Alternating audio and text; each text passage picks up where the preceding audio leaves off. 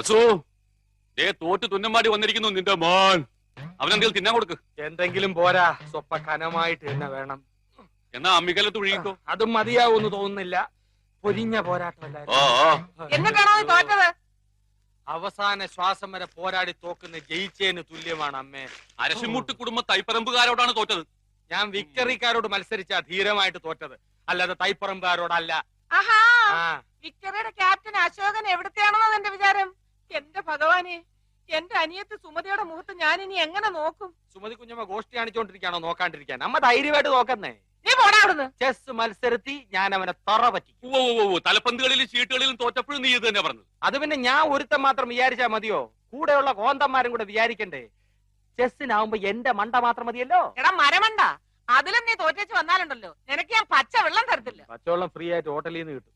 അമ്മ വിശന്നിട്ട് കുടൽ തിത്തൈ പാടുന്നു. അമ്മ വല്ലതും തിന്നെ എടുത്തു വെക്കും. ആ എടാ നാളെ പോയി കുളിച്ചേച്ച് വരാൻ.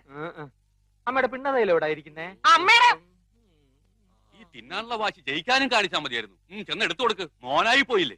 എന്തോന്നാ മോനായി പോയില്ലേ? മോനാ?